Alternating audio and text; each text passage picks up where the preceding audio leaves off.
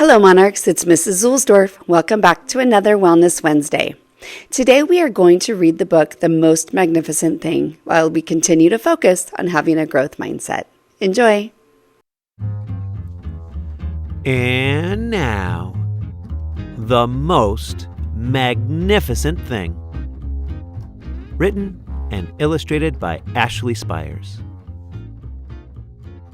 This is a regular girl and her best friend in the whole wide world.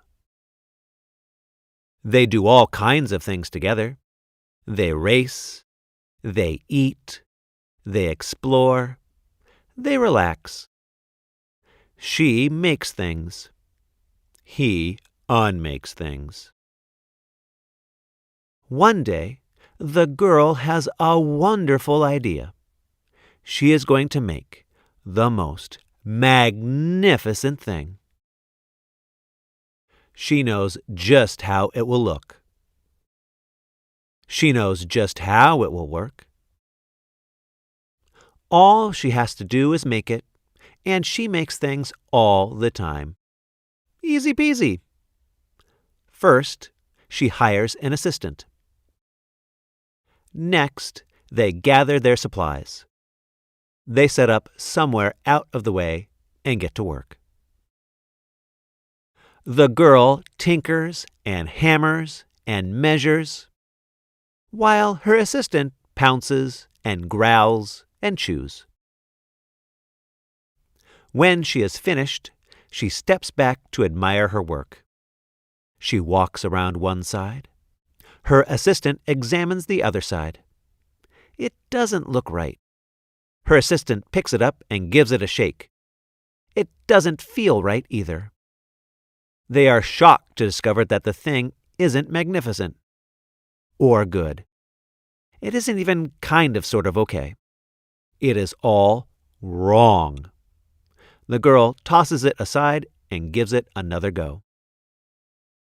She smooths and wrenches and fiddles. Her assistant circles and tugs and wags. When she is finished, she stands up and takes a long look at it. Her assistant gives it a nudge with his paw. The thing is still wrong. She decides to try again. The girl saws and glues and adjusts. She stands and examines and stares. She twists and tweaks and fastens. She fixes and straightens and studies. She tries all different ways to make it better.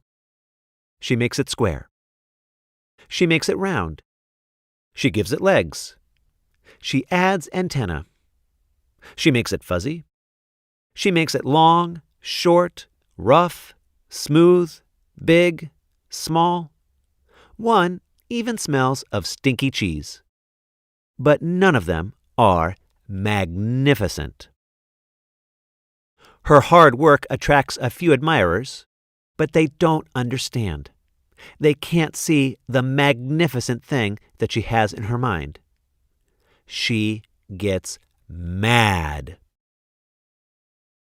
The angrier she gets, the faster she works. She smashes pieces into shapes. She jams parts together. She pummels the little bits in.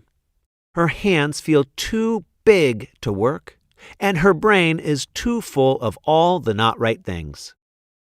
If only the thing would just work.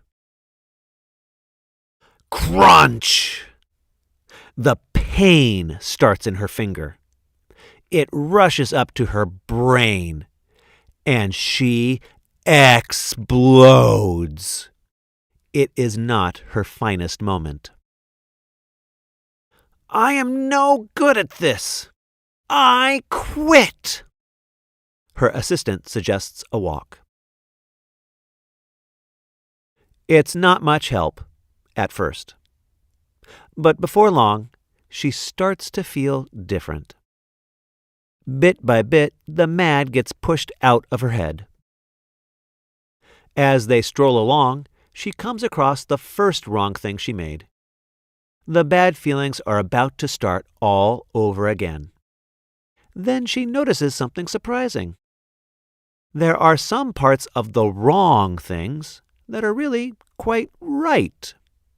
The bolts on one, the shape of another, the wheel-to-seat ratio of the next. There are all sorts of parts that she likes. By the time she reaches the end of the trail, she finally knows how to make the thing magnificent. She gets to work. She works carefully and slowly, tinkering, hammering, twisting, fiddling, gluing, painting. Her assistant makes sure there are no distractions. This is the perfect thing to ward off bears. This will stop that leak. This one's all wet. The afternoon fades into evening. Finally, she finishes. She alerts her assistant. The pair take a good long look.